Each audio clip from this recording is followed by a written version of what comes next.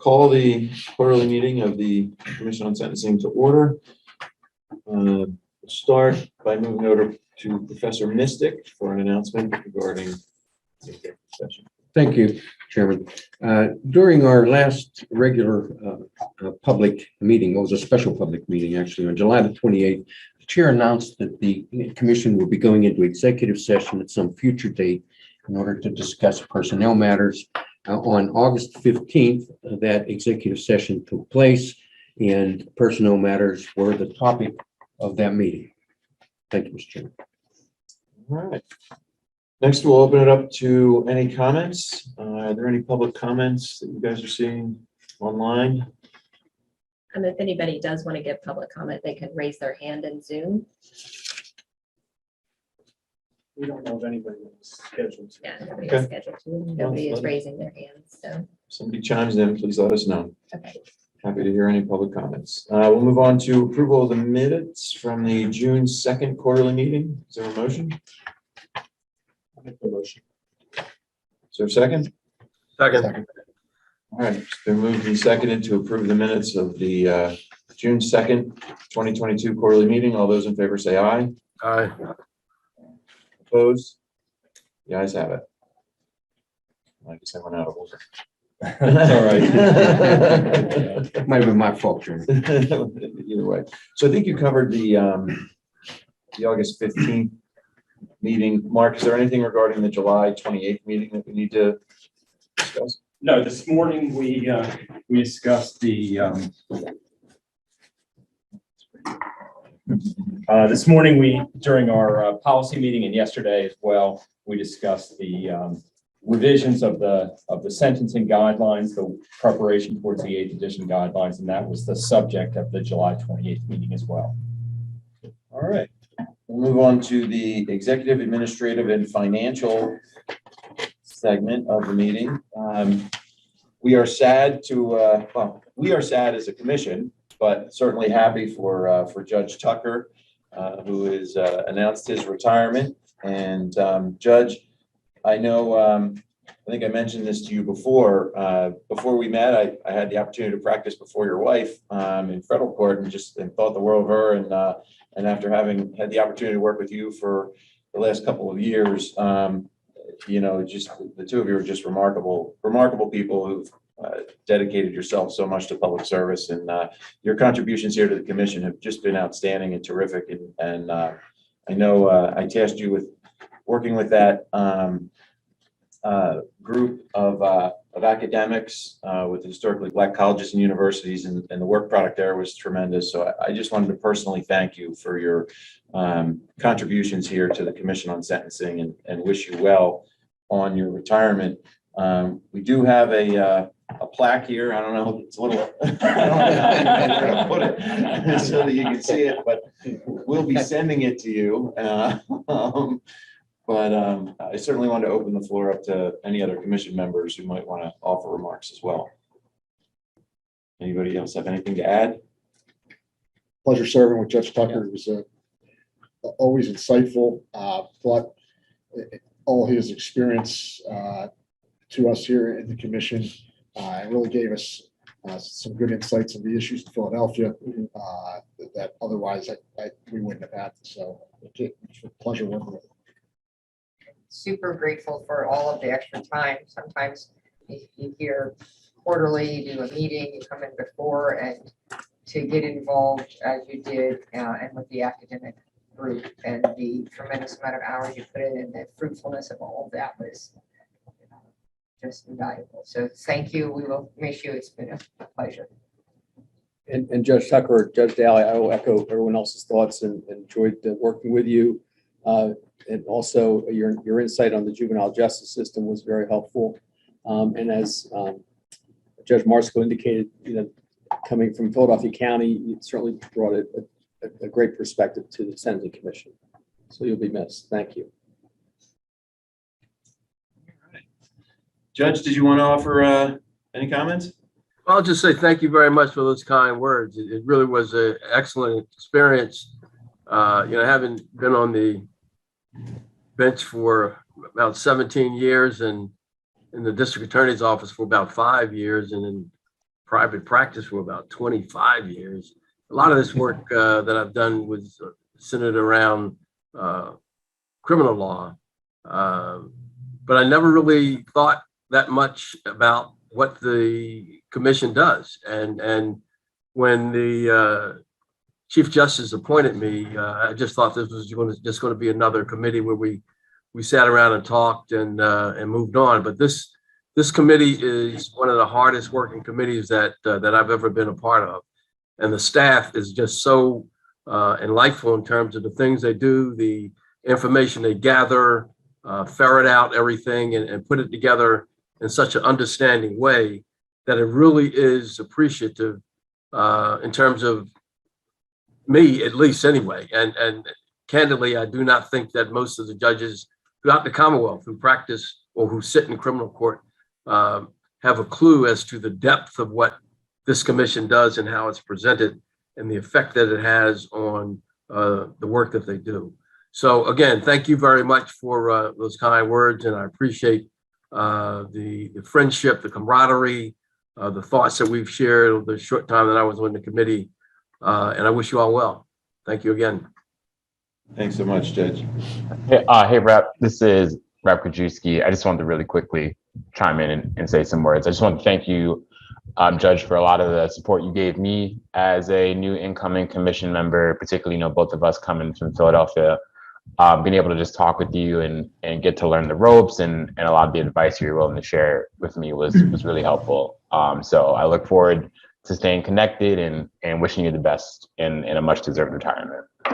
Thank you very much. Judge, this is Mark Bergstrom. First, I want to echo everyone else's thanks to you for all of your work, especially the academic review panel, and then your assistance in helping us to foster a new relationship, particularly with the Lincoln University. That's been incredibly helpful to the commission, and I just appreciate all of your efforts. I do have in my possession this plaque, so I'm going to be in Philly the next couple of weeks, so I'm going to try to see if I can stop by to drop it off. Otherwise, I'll have to trust the U.S. Postal Service, and I'll try to arrange with you to get it to you one way or the other. So thank you again. Yeah, don't trust the U.S. Postal Service, please. Matter of fact, they're having hearings on them yesterday over at Temple. So I'll make myself available to receive the plaque. Then I'll try to schedule a time to drop it off. Thank you. Okay, thanks, Mark.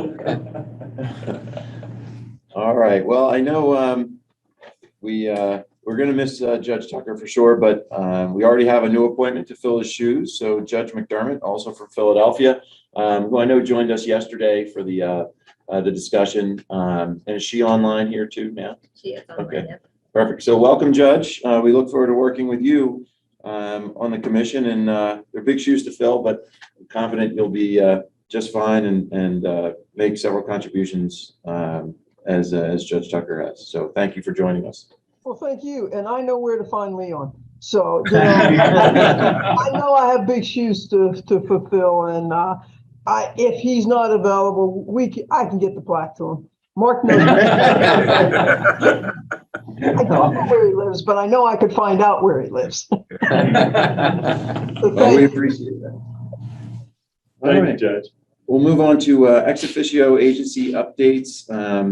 Mark did send out the 2022 DOC recidivism report. I know I haven't had a chance to review it. Right, Judge but- Bernstein probably has read it 14 times. And Dr. Brent Buckland from DOC is with us, and he can give a brief summary of the report and the work of the DOC. All right. Yeah, thanks, Mark. Can you hear me? We can. Good morning, Brent. Thanks for giving me just a moment to share our report. We're pretty excited about it. It was a large effort. It's a 58-page report, jam-packed with a bunch of recidivism statistics in it. The last time we did a report like this was back in 2013. And this report we actually started 2 years ago, right before COVID in 2020. So it's been a long time coming to get this report out, a large group effort on the part of the research staff here at DOC. And we think it's going to create a lot of discussion and just has a lot of really good statistics in it. I'll just hit some of the highlights of it. Of course, we update our recidivism number every year, but this goes way beyond just one or two recidivism numbers. We look at recidivism from a number of different angles in this report. And as you might expect in any large report like this, we're looking at recidivism from a number of different angles. There's going to be some bad news and there's going to be some good news. So it really is a mixed bag in terms of recidivism performance and some of the outcomes that are measured in the report. First, I guess I'll give you the bad news from the report. So when we define recidivism, we define our one overall recidivism number as the first incident of either rearrest or reincarceration in a DOC facility within 3 years after release. So that's our main definition, although we have a number of different ways of measuring recidivism in this report that we look at. That's our one consistently main definition. And we look at that, it remains quite high. So about 2/3, 64%, meet that definition of recidivism. About 2/3 are going to either be rearrested or reincarcerated within 3 years after release. And one thing we did in this report too was also adjust that for the fact that, and this is something new that we haven't done before, adjusted for the fact that we know that some of our individuals get out and recidivate in other states, and that's typically not picked up in our recidivism. So they may go to, New Jersey, New York, when neighboring state, get arrested. We typically don't pick that up because we get our arrest records from PA State Police. So we have a new estimate in this report for out-of-state recidivism. And when we look at that and we combine that, that 64% actually goes up to 72% within 3 years after release. So that's really quite high. And then if we follow individuals 10 years after release, that goes up even further to 80% or higher. So, the recidivism rate remains quite high. And also, I would say that we found in the report, the recidivism rates have remained pretty consistent over a 15-year period. So there haven't been a lot of drops or increases one way or the other. We looked at recidivism measured by a number of different ways. So we looked at reincarceration, we looked at rearrest, we looked at a reconviction, at least 3 or 4 different definitions. And when we plot that over a 15-year period, it's pretty flat. It hasn't substantially decreased or increased one way or the other. We also estimated that about 1 in 10 of all arrests that happen in Pennsylvania are of someone that would previously had spent time in DOC.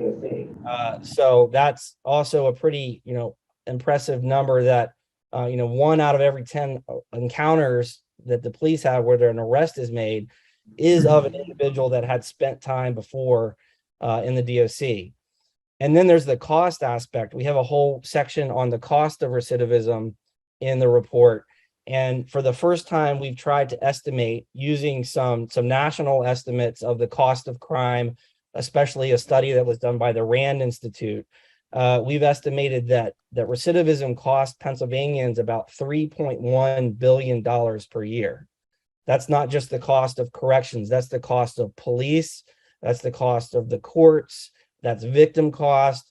All the costs that are associated with crime. When you look at those costs and then look at the number of recidivism incidents that happen in Pennsylvania in a year, the estimated cost is about $3.1 billion.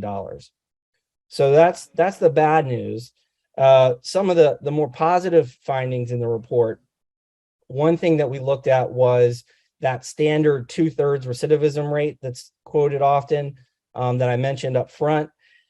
Some academics have started to point to that and say that is a bit misleading because of the way that is calculated.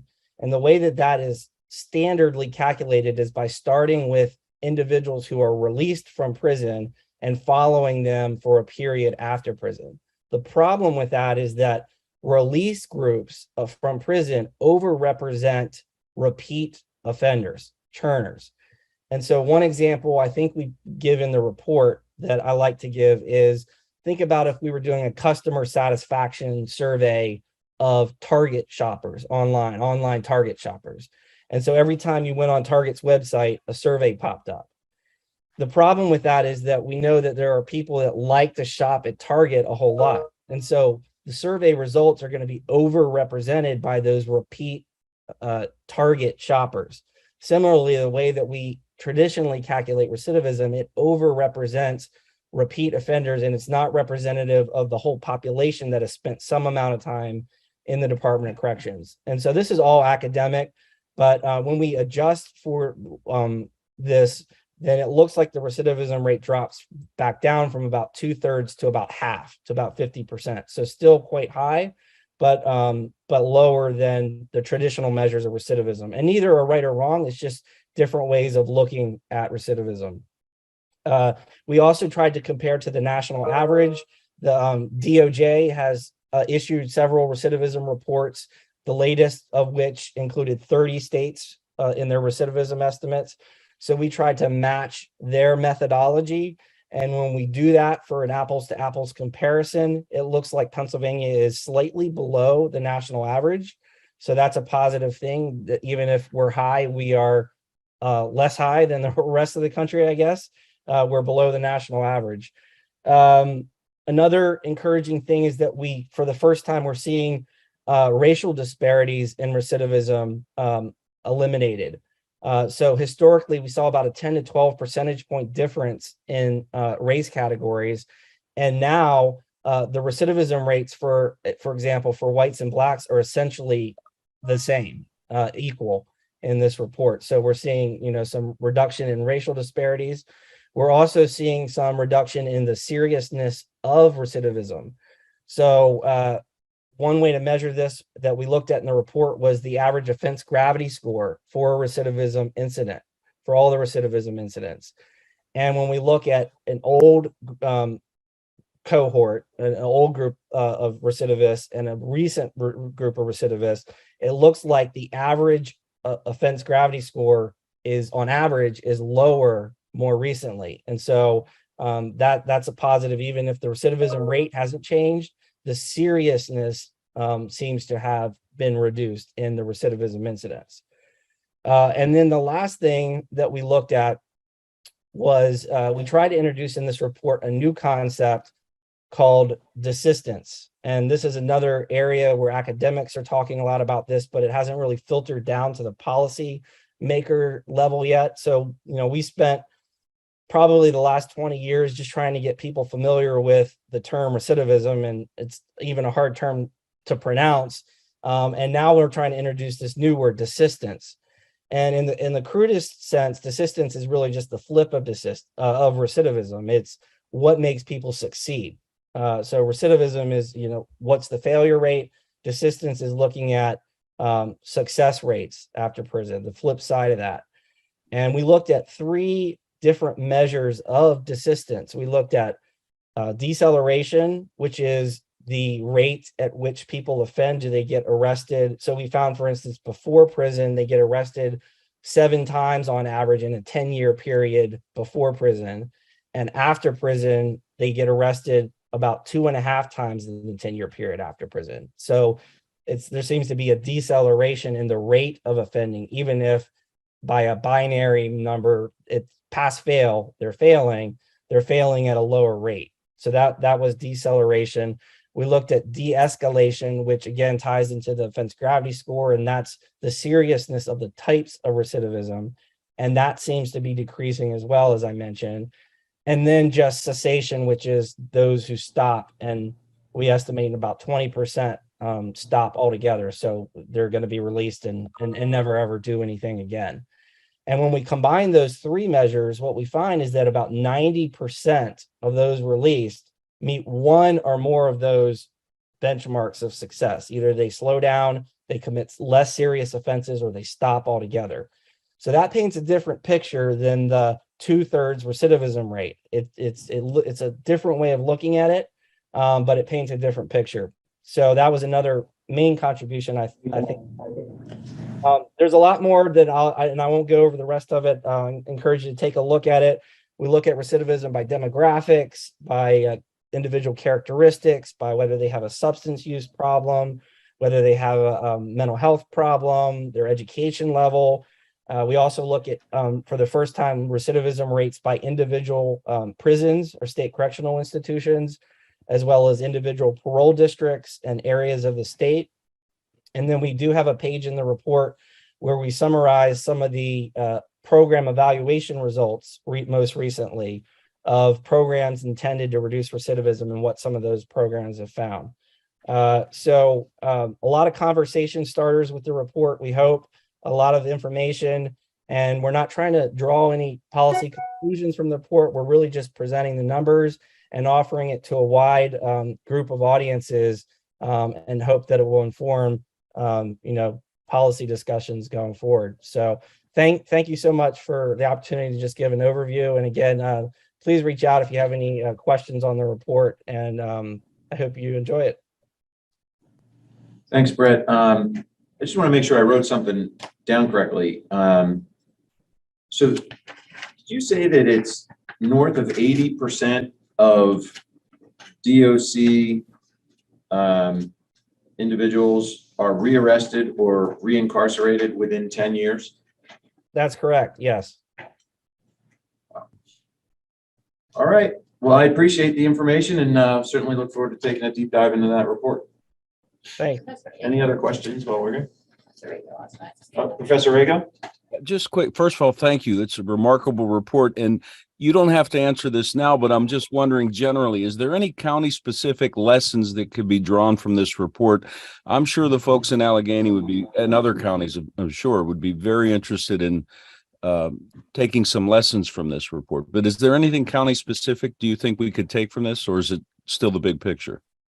I would say it's mostly the big picture, although we do have recidivism rates by county, by committing county, the county that sent Okay. us to DOC.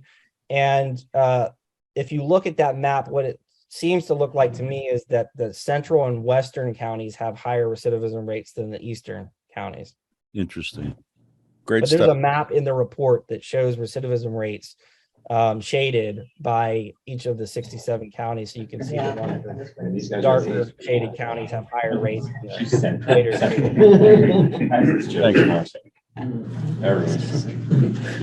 Thank you for that. We were joking amongst the judges here about who was considered east and west and who's got the higher recidivism rate. So we'll look at the report and then we'll have some more commentary to follow. I have a follow-up question. Does anyone do this type of a report for the counties? And, taking a look at recidivism rates at county jails? Yeah, we haven't, but we talked yesterday about how difficult it is to do these studies and how it's going to be improved because of some of the work that is done with PSP. But it's really difficult to compile and analyze this. But some jails, I think, have done it. Yeah. Our struggle historically has also been what the release date from the local jails are. So if you remember for the VUFA study, minimum sentences are proxy just because we don't know if they're going back in and out or how that works. So obviously at the DOC level, we have more granular and reliable and valid information on entrance and exit dates from the institutions. To the chairman's point, I think there's high value for the counties, but I hesitate to share it with all of our stakeholders because they may jump to conclusions that aren't ripe yet. But it's a great report, and I do look forward to sharing it with some of our stakeholders here. Thanks. All right. Moving on to the Board of Probation and Parole. I don't know if Chairman Johnson is with us.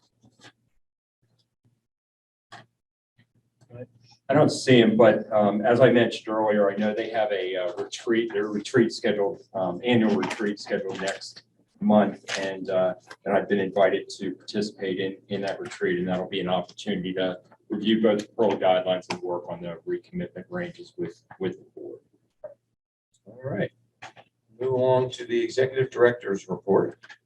Sure. Thank you, Mr. Chairman, and I'll be sending some of this back to you pretty quickly for some action items. But I did want to mention that in the materials and during the discussions yesterday, during the annual planning meeting, we talked about some of the reorganization of commission staff, and particularly around the executive unit. So sort of redefining my position a bit and then creating a second deputy director position. So effectively, the commission will have two divisions, with one division that focuses on overseeing the research unit and the SGS Web application development units, and the other deputy or division focusing on sort of the administration of the commission and education and outreach. So one of the efforts in developing the new MOU with Penn State was to articulate those three positions and then to put in place procedures for the commission to select an individual for the second deputy director position, and then to make sure all three of those executive unit positions would be appointed as clinical faculty members of Penn State, and then that the commission would be positioned to be able to determine which of those two deputies would be the senior deputy director in case the executive director is not present to sign off on things and so forth, and then also to designate a salary for each of those within the salary band that was approved. So all of those procedural things have been put in place and approved as part of the renewed MOU during the June meeting. And so now, as Professor Mystic said, the commission met in executive session to discuss some of this, and I'm going to turn it back to the chairman because there are three action items. First is the selection of an individual as deputy director for administration and outreach. Second is the designation of a senior deputy director. And the third is the assignment of salaries for those two positions. So just to share with the group and the public, we, the vice chair and I and the executive director received, some resumes. We actually thought that the number of resumes was fairly sparse initially, so we went back out and sought some additional resumes, and then got really a more robust sampling, I guess, of folks that were interested in the deputy director position. We whittled that down to 5 interviews we conducted, for three interviews we conducted. I'll let the judge share her thoughts and Mark as well. But one of the things, this is a pretty unique position requiring a fairly unique blend of skills and education and experience. And while there were some applicants, in my opinion, who may have excelled in one of those areas, they had a great educational background or some experience with some aspects of the job. There was really only one applicant in my mind who really fit the criteria that we were looking for, who had the requisite education and experience, and met those qualifications, and that was Ryan Myers.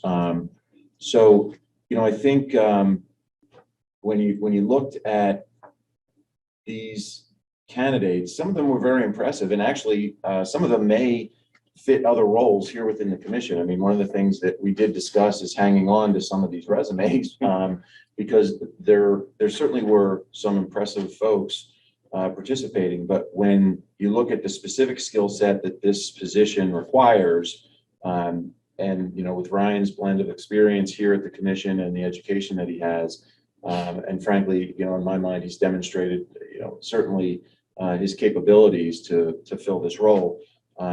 I didn't think there was any real question that, in my mind, Ryan would be the appropriate applicant. I don't know, or the appropriate individual to fill the position. I don't know if you guys have anything additional to add.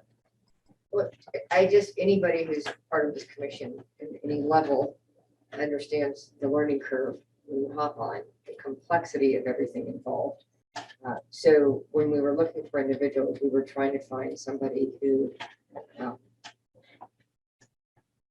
familiar with teaching and the educational aspect, has experience running those sides of things, but also someone who had a command of the sentencing guidelines. And even for lower level, for bringing in people who are doing some of the different trainings, who've had years of calculations, there was a learning curve, and there was really nobody even who applied who on the sentencing side had much more than that broad understanding you have when you're looking at the matrix. And Ryan's just, it's very hard to have anything that's going to come close to 10 years of experience in the depths that he has. We wanted to make sure we cast it as wide a net as possible, which is why when we had a low amount of applicants, we then republicized it, but went to multiple other areas to get. And the reason you may wonder if we had 9 and then we had 3 additional, but there were certain things that we all talked about that we thought if they don't have these certain things, it's not worth doing a face-to-face interview, because just on paper alone, that's really, it just doesn't rise to the level of what we were looking for. So that's why we whittled it down to just 3 people that we did face-to-face with. But it's, if you didn't know anybody, which we did, we knew Ryan, but if you had known none of them, and you just said in his interview, I would say the legal term is, blew it out of the water, like you just, that's Latin. So, yeah, so I just don't think there's a comparison. And I do agree, boy, if any of these people have some interest in other positions, should they come available here, they were. And some people are doing some really neat things in the roles that they're in right now. That in fact, is one of them I think we could learn a lot from, and something they're doing in the county here in Pennsylvania. But so, yeah, I'm kind of reiterating a lot, but I think it's important to make a record for the public who's a part of this as to the depth we went to make sure we looked far and wide. But I just don't think the commission would be any better served than it would be if we had Wayne Myers taking the deputy director position for the outreach and education. Yeah, just a handful of comments, but it echoes what the chairman and vice chairman said about these other candidates. They were impressive candidates. I mean, on paper, but also during interviews. Everyone brought something to the table, a real strength in an area, either practice or understanding of criminal law, or of the administration of the courts, or of teaching in a college setting, or at least familiarity with the guidelines. But as the judge said, there was just a huge divide in terms of working knowledge of the guidelines, sort of the stuff we went through the last 2 days that was painful, but someone that knew and could work with that and could lead that effort, which is what's required as the deputy director. I think that was a key thing. But the other point is, should Ryan get this position, then there is the manager position of education and outreach, where some of these individuals had great qualifications. There's an open policy position with the commission. I think, as the judge said, we saw some great individuals, and we reviewed some great candidates, and I hope that some of these individuals are in the mix as we move forward on other positions, because they would help to build out the quality of the staff of the commission. So with that, I'll turn it back to the chair, because we have to go through the formal process. So I think we need a motion to, is it appoint, hire, designate? Select, I think is the word. Select a deputy director, judge. So I would motion to select Ryan Myers as the deputy director of administration and outreach. Is there a second? Second. Any discussion on the motion? All right, it's been moved and seconded to select Ryan Myers as the deputy director for administration and outreach. All those in favor, please say aye. Aye. Opposed? That's all the time I'll do. All right.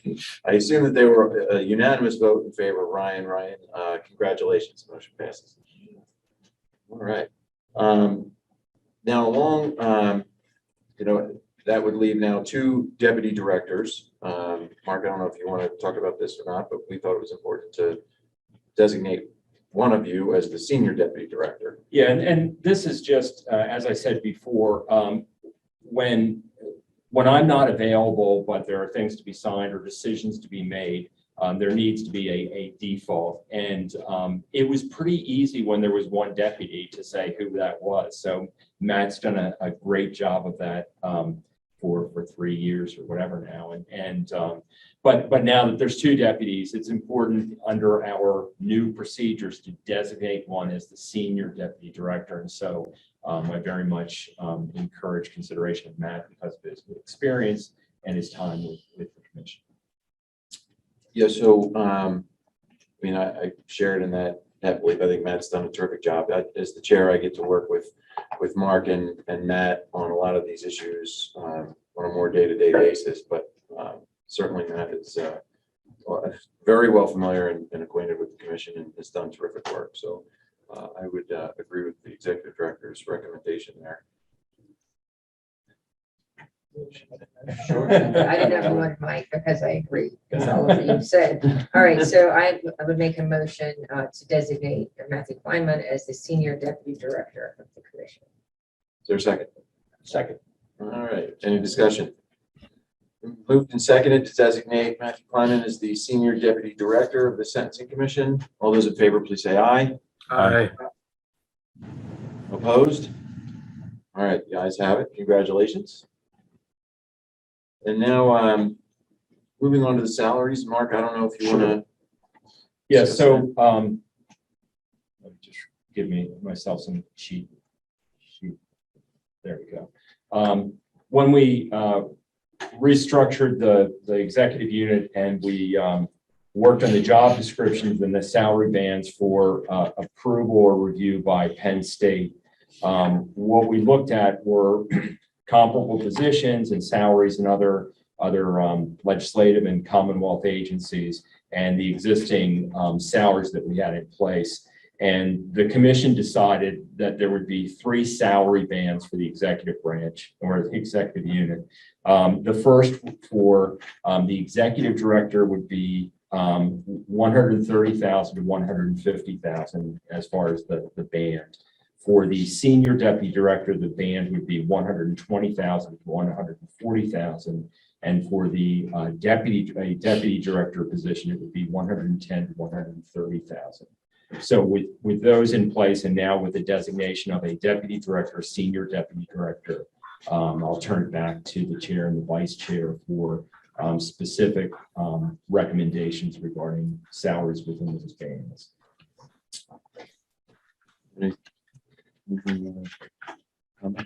Yes, my recollection is we discussed the fact that we didn't want to start at the bottom because of their experience level. And there was some calculation we did, and whenever there's numbers and calculations, I want to say it's 3.5. Right. I think the discussion was, as the judge said, that based on the qualifications and the experience with the commission, the base of both of those ranges, so 110,000 and 120,000, was below what seemed appropriate. And I think we had, I think some of the members of the commission during the executive session talked about percentage increases above that would represent their experience and their contributions to the commission. So I think that formed the recommendation regarding salaries. All right, so is there a motion concerning the salaries for the senior deputy director and the deputy director? I would make a motion for the approval of the salary of the senior deputy director in the amount of $125,100, and also an approval of the salary of the deputy director of $112,800. Can we do those collectively in one motion? Okay. All right, is there a second? All right, is there any discussion? Who was the second? Judge Marsico. Judge Marsico. All right, it's been moved and seconded to set the salary for the senior deputy director at $125,100 and the deputy director at $112,800. All those in favor, please say aye. Aye. Opposed? The ayes have it. Congratulations, gentlemen. Well deserved on both counts. All right, moving on to I can move through Yeah, these go ahead. other issues if you'd like. Okay, so just a couple of report issues. Brett will talk later about the recent hire of a new research analyst to fill out his unit. So he can report on that later. Under management and oversight, we talked yesterday about the staff organization. So check the record on that if you'd like. It's we'll have it out on YouTube too. But we have 3 vacant positions now, and so we'll be working on trying to post and fill those. Moving through the management and oversight, otherwise, no changes on diversity, equity, and inclusion, although I have had some contact with Lincoln University to try to look for opportunities to engage with them during this fall semester. Moving on to fiscal issues, the first is an action item, and all the materials are in the documents that we provided. But the first is a closeout of the 2021-2022 budget. Jake Dean has completed those, and the materials are found in the documents are found in your materials. With the closeout of the budget, we also would initiate the audit of that year. And you may recall that several years ago, we did a 3-year contract with Boyer and Ritter. We've done that for 2 years so far. So this is the third of those reviews. So we're asking for a motion to approve the closeout of the 2021 budget and the notification of Boyer and Ritter to initiate the audit. Is there a motion? So moved. Is there a second? Anyone? Second. It's been moved and seconded to close out the fiscal year 2021-22 budget and notify Boyer and Ritter to begin the audit. All those in favor, please say aye. Aye. Aye. Opposed? The ayes have it. And then some of these are just rote kind of discussions, but based on the appropriation we received, which is the 5.333 million, and the JRI2 appropriation, we have put together the operating budget for fiscal year 2022-2023. We had a draft of this during the June meeting that was approved, so this is just an update of that. One notice that I'll make, as I mentioned yesterday, the JRI funding is dependent on the cost savings to the DOC, and because of COVID, population's down, the cost savings are also down, or at least the cost savings attributed to JRI2. And so while we are authorized to receive up to $400,000, what we received in our appropriation was $152,000. So it is a shortfall of several $100,000. Fortunately, we did have some surplus, so we rolled that into our sort of savings, and we'll be using that as needed. But I think we built a budget based on what was appropriated, and so that's what's before you for approval as our operating budget. Mark, just a quick correction. You said 5.22. Yeah. It said 5.3 and it's not 5. 2 points. 2 point. Oh yeah. Sorry. It's like the General Assembly would like to give us 5. No, $2.533 million. Thank you. But hopeful. I have So a a motion. I have a question real quick, and I don't know, is Brett still on? Yes. Yes, I'm still here. Okay, Brett, have you guys done, has DOC done any work to try to guess where those JRI funds might end up this year? I mean, have you done any analysis in that regard to see whether we'll be back on track?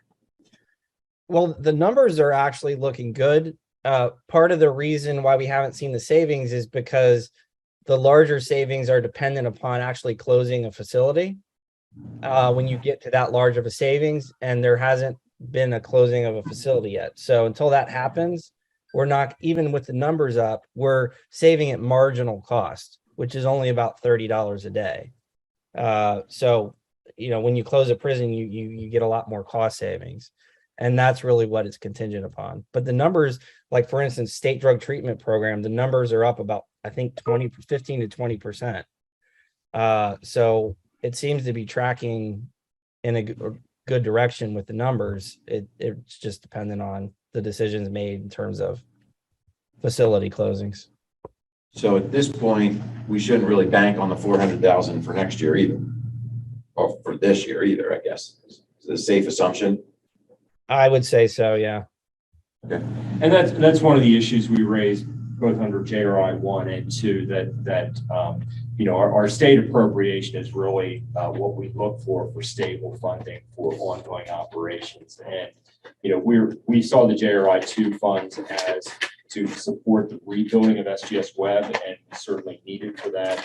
We do have some savings, so that's helpful, but it is one of those concerns that if we're building a budget around funds that are not stable, that can create a problem. And I think it's something we have to look at for the upcoming state appropriation thereon, because we'll start dipping into some of that for operating costs, and I think that creates a little bit of a problem. All right, so then, I know the notes here indicate approval of any modifications to the 2022-23 operating budget.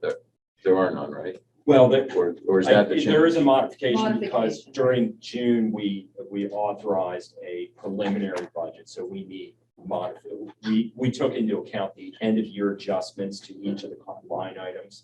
So we modified it to accommodate the new budget. So we do need approval for modifications. And at that point in June, we didn't know what the ending carryover would be for the fiscal year. Now we have firm numbers. We know we're carrying over from previous appropriations. If you look at the bottom, it's like $574,000 to add to the total budget. So the operating budget is less than what we proposed because of some salaries that weren't being funded, during this time.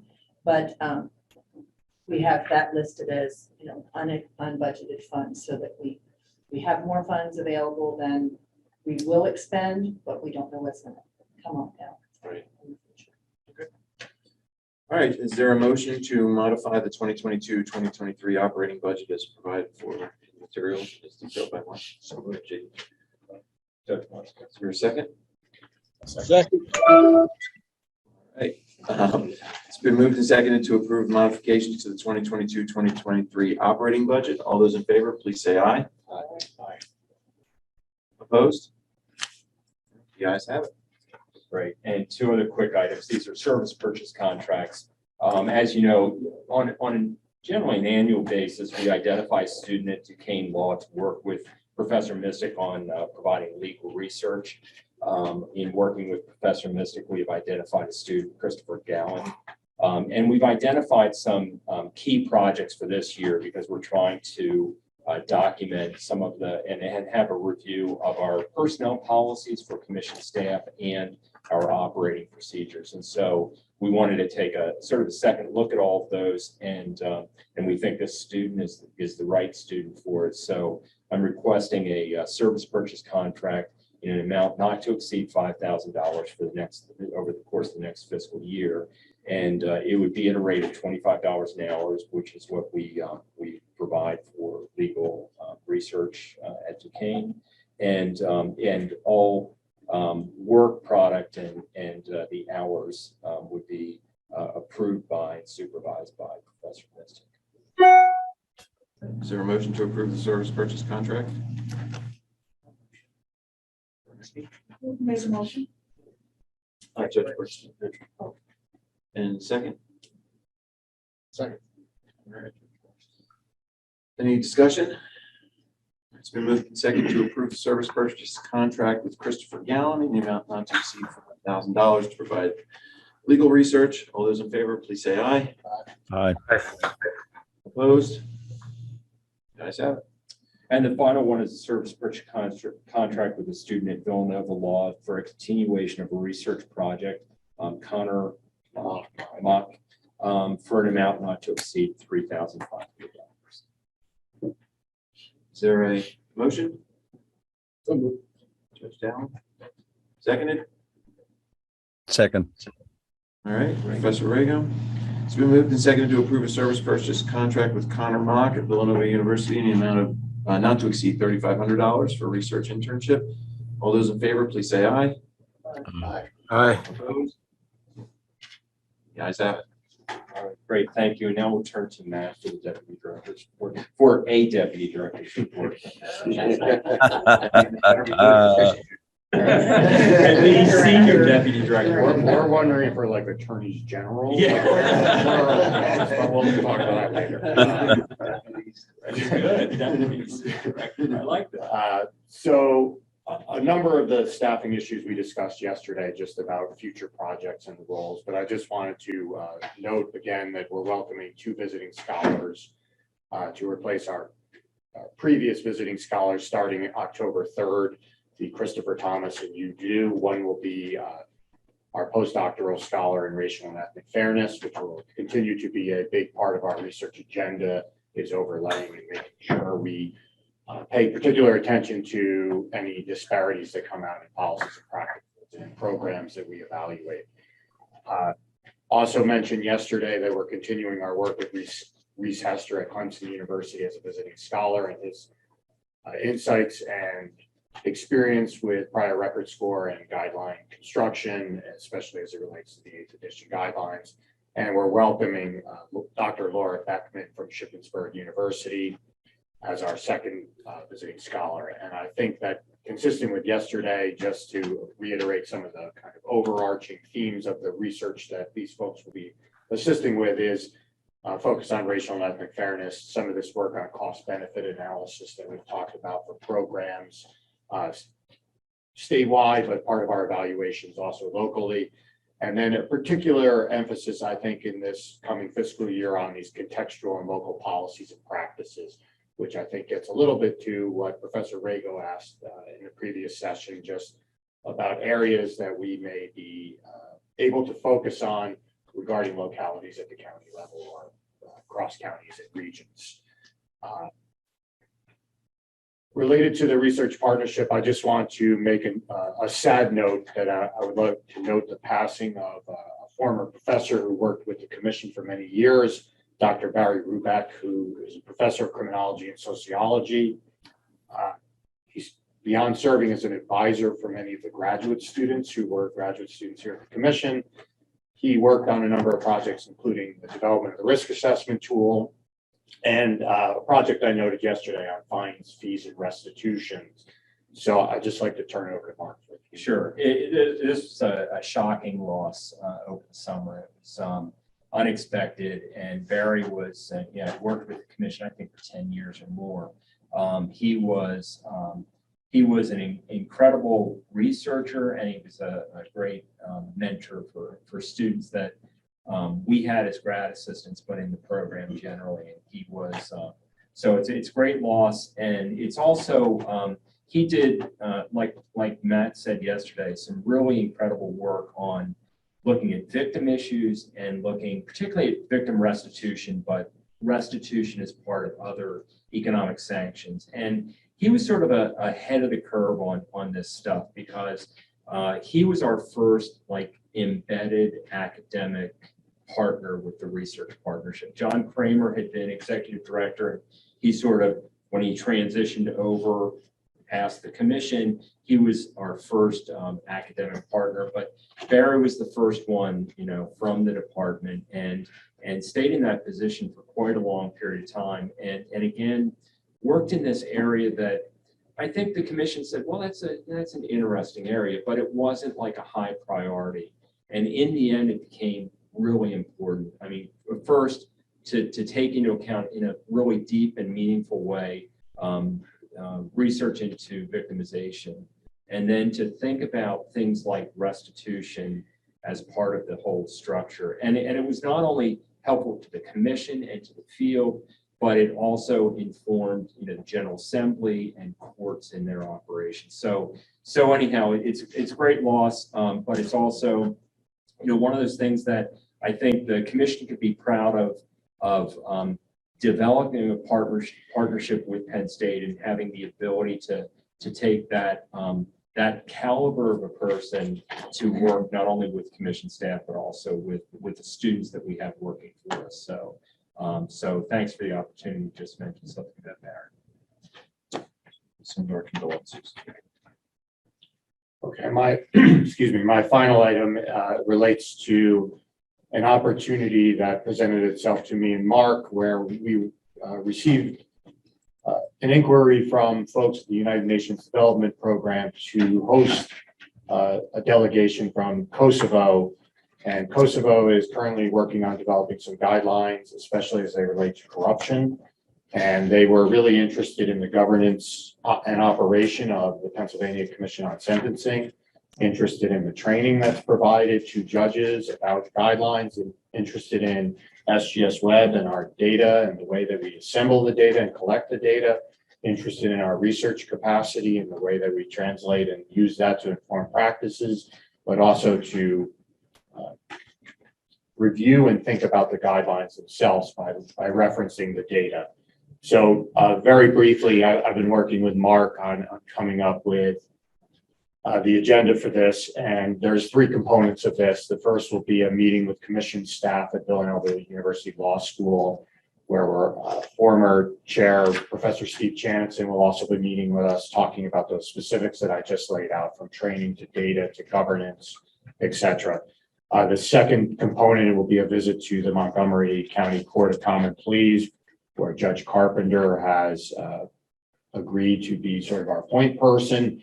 We'll be attending a sentencing hearing and then meeting with some district attorneys, defense, and the judge over a lunch session to talk about a number of policies and how guidelines are considered prior to sentencing, what information is given to the judge, and et cetera. And then finally, there'll be a visit to the United States Sentencing Commission, where they'll be meeting with Sentencing Commission staff, but also with Chief Judge Beryl Howell of the United States District Court of the District of Columbia, again, attending a sentencing hearing, but hearing how they use the federal guidelines. And I just want to note quickly that it's a small delegation, but it's a very impressive delegation that will be joining us. So we'll be joined by the president of the Supreme Court of Kosovo, by the president of the Basic Court of Pristina. Pristina is their capital city, so their largest jurisdiction, their largest court. The acting chief state prosecutor, a judge of the Court of Appeals, and then a legal officer from the Supreme Court, and two representatives from the United Nations Development Program. So I think it's a really wonderful opportunity and something I'm excited to be facilitating, but to take part in. And that is not next week, the following week. So, and I want to thank Matt for all of his work on this. There's, as you can imagine, a lot of details involved. I mean, helping them to get visas and stuff like that to visit, but you know, a lot of planning. And we have joked a little bit, but we're partly serious about Matt having our international portfolio as part of his job. So maybe that's why he's now the senior deputy director, because he has to work in those international spaces. Galactic. Yeah. There you go.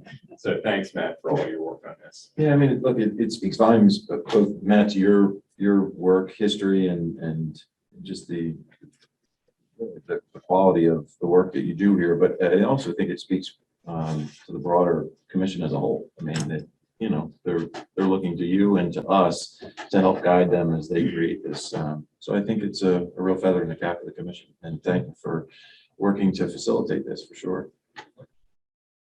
As we move to the rest of the agenda, we recognize that we had a pretty long meeting yesterday in terms of talking about each of the units. So there's no action items, so I'll just ask each of the unit managers to, you know, sort of briefly hit their areas and open up for any kind of discussion to the members. So you can quickly go through your agenda stuff, but no need to spend too much time. So, Well, is that positive or negative? I don't know. I have my notes here. Oh, well, I've got it. I've got a condensed Go notes. through your notes. I just wanted to No, I take can pressure skip off. things. Yeah. Free form. You want me to get started? Okay. Sure, go ahead. So I just wanted to review the progress on the SGS Web Next Gen project first. So as I discussed yesterday, we started working with JMT Technology Group back in May on the application design and architectural blueprint for the future state of SGS Web. They kind of broke it down into 3 tasks. So we started out by focusing on requirements and kind of expectations for the application. So we did a bunch of workshops, and if you're interested in kind of their findings from that, that's available in the supplemental materials on page 16. They've also been documenting any requirements that they uncovered in a tool called Azure DevOps, which we'll be able to use when we actually start building the application. The second task they focused on was information and system architecture. To this end, they created process flows for kind of all the processes that occur in SGS Web, like sentence guideline generation, sentence submission, revocation, resentencing. But then they also mapped out potential future process flows for parole guidelines, parole decision submission, and recommitment. So those are also available in the supplemental materials on starting on page 51. And then lastly, the other activity they completed was reviewing our technical architecture for proposing a new system architecture, which is also available in the materials on page 45. And the last task that they're currently working on is more focused on the user interface. So as I mentioned yesterday, they're creating a style guide and pattern library for our developers to use. And then they're also creating mock-ups of the future application. Our engagement with them will end in mid-November. So I will plan to share results and outputs maybe in that meeting, in our December meeting, sorry. And then the next phase would be for us to actually start building the application, which again, as I mentioned yesterday, we're going to start working on an RFP in order to find a vendor to help us with that. So I should have more information about that in our December meeting as well. And then, so that's really been our primary focus for the last few months. But we do continue to support and develop the existing version of SGS Web. So we did complete some enhancements to the database admin function, which will make our process easier and less error prone. And so those changes are going live next week. And then we worked on a handful of other issues and bugs reported by the users, but I won't go into the details. They're listed in the notebook materials if you're interested in the details. The only other thing I'll really mention is that, we have been working with the parole board staff to implement the interim parole guidelines, which are expected to go into effect January 1. And they're planning on implementing the parole guideline form in their on-base system and then export data to us. So we'll have to handle that manually at first, and then hopefully in the long term, we can automate a little bit more of it. And then since I always report about SGS Web usage, at the end of June, we had 51,000 sentences that had been submitted with 2022 dates of sentence. And just as a comparison, last year at this time, we only had 21,000. So you can see kind of the impact that COVID had and that we are recovering from it. That's it. Is that brief enough? Any questions? First, that was exceptional. And secondly, I just wanted to take this moment to recognize Christy for having received her Master's of Software Engineering degree in August from Penn State. One of the great things about the affiliation with Penn State is that there are some benefits in terms of tuition discount, but there's also some opportunities for the commission to use our affiliation with Penn State to really encourage and support staff that want to continue their education, but also take advantage of being in a university town and using that as sort of staff development. So it's really this is just one of those examples where Christy took on all the work of it, but we're so proud of her to complete her degree in software engineering, which sounds pretty intimidating, but we think it's a good fit for Christy. And so congratulations, Christy. Thank you. And I want to thank the commission as well, because in addition to the tuition discount we get, the commission, pays for that extra 25%. So supporting financially as well as, encouraging me to do it was great. Thank you. All right, next to Brett. Yeah, so I'm going to start by announcing the hiring of Ted Greenfelder as a research analyst for the commission. Ted was a former PhD candidate with Penn State's Criminology and Sociology department, and he'll continue working on that degree with us, finishing up his dissertation and utilizing that tuition discount through partnership with Penn State. And Ted has also been working for the last year for the state of New York, their Division of Criminal Justice, So he's got a lot of great experience and relevant work experience too that would help us out a lot. He'll be starting with us at the end of the month. At June's commission meeting, we presented our findings from our VUFA analysis for House Resolution 111. And just to recap, that was a 5-year study of firearms offenses from 2015 to 2020. And we took a deep dive into charging, prosecution, sentencing, and recidivism related to firearms offenses. Since that commission meeting, we finalized our report and submitted that to the House Judiciary Committee. So that full report is now available. As we mentioned yesterday, we plan to conduct some follow-up studies related to local jurisdictional differences that might have contributed to some of the results we found. We're wrapping up our analysis for the county certification of compliance. Again, this is where we report out to all of the counties on their rate of reporting for the previous year. Looks like 2021 was a strong year for reporting overall, with the overall rate above 95% for the year. Christy and I have collaborated to complete our data management plan. So again, as we've discussed previously, this is an update of all of our data sharing agreements, data management processes, and just sort of modernizing some of our processes as we move into this more virtual working world.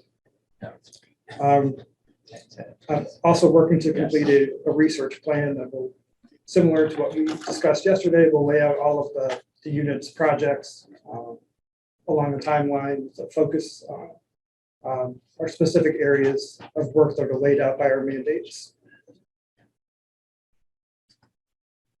And finally, this fall, we'll be conducting an evaluation of the short sentence parole program at DOC, looking at admissions and cost benefit analysis and a short-term recidivism analysis, looking at the first few months from the first cohort of the program. So I think that wraps it up for me. That sounds great. Thank you. And just one related item in close consultation with our chairman, on the HR 111 report, there's been an effort to try to arrange a presentation to the House Judiciary Committee. And it looks like we have a tentative date. So I'll be working with the two of you to try to make sure that we're available. I checked your calendar. You're good. So I'll have a date for you. So we'll take it from there. Thank you, Brett. Any questions or comments for Brett?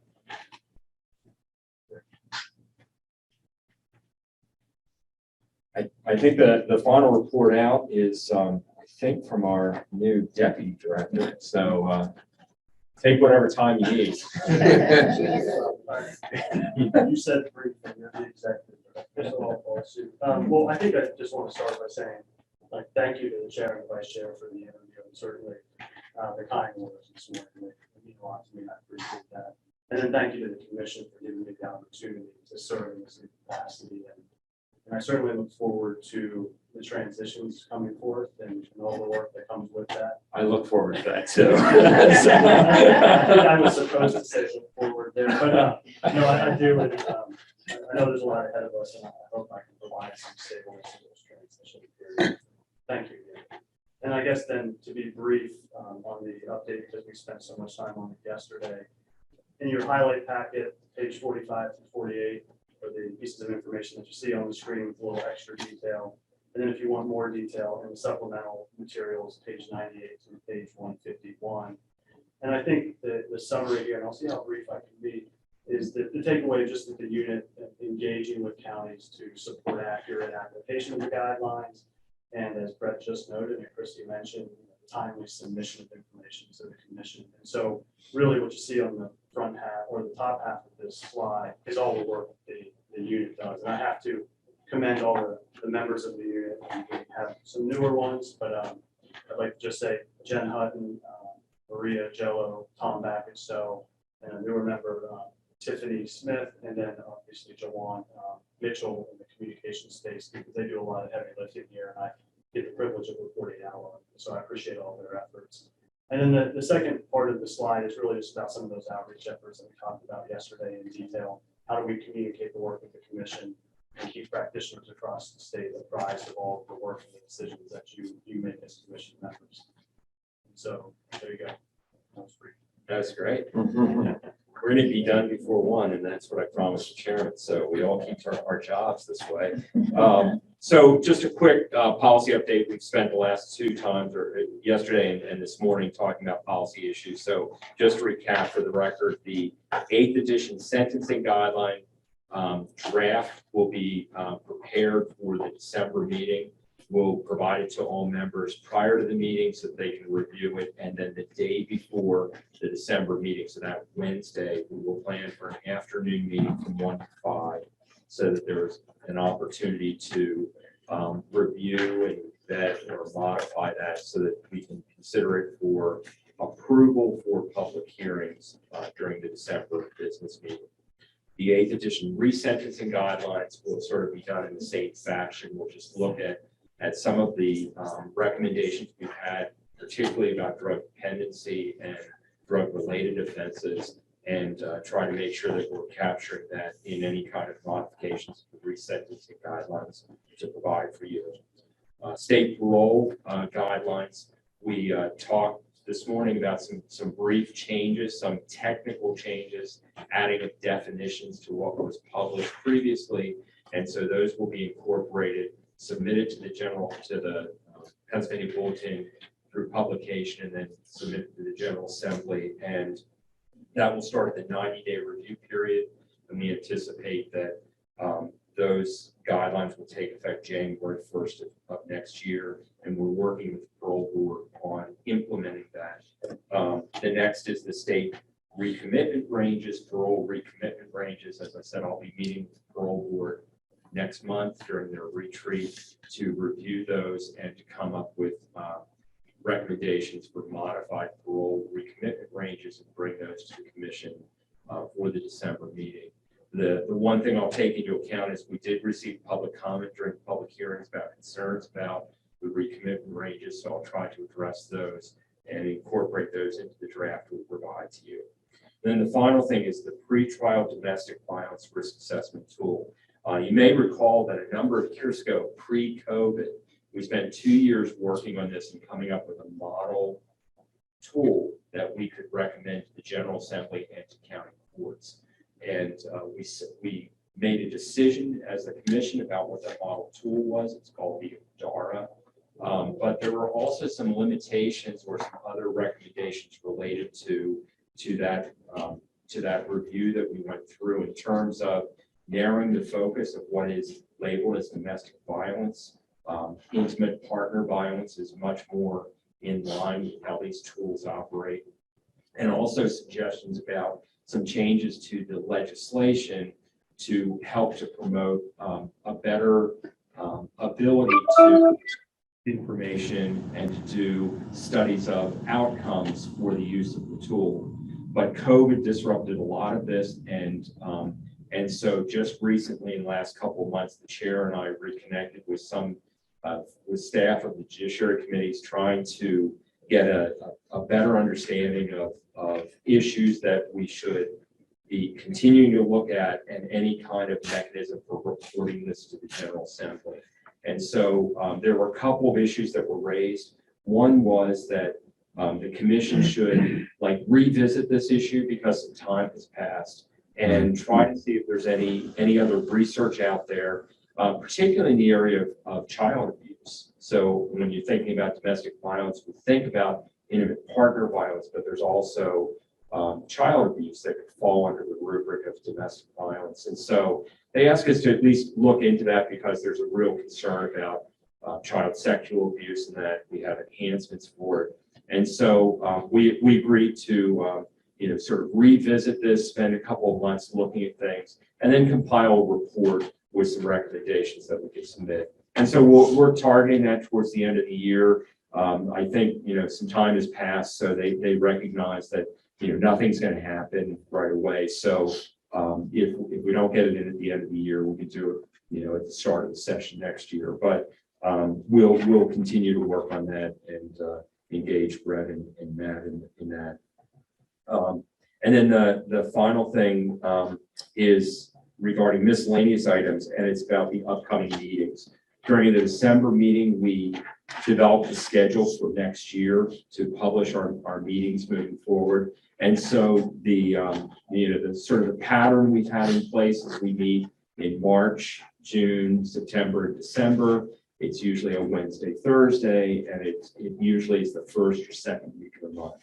So what I'll do is ask Kathy to do a doodle poll, get it out to everyone so that we have some sense of days that look generally good or bad for next year. And then we'll put together a proposed meeting agenda for a vote during the December meeting. So I ask, if nothing else, that we just respond to Kathy's doodle poll, and we'll try to find dates that work for everyone or almost everyone. And with that, I'll turn it back to the chair with great pride that it's not even 1:15 as we were done with everything. All right. Okay, I think we can still, I'm borrowing that time, and I think it's still under the deadline. Well, is there anything else that anybody would like to add? Then we will stand adjourned until the December 7th 7th. policy Seven. meeting.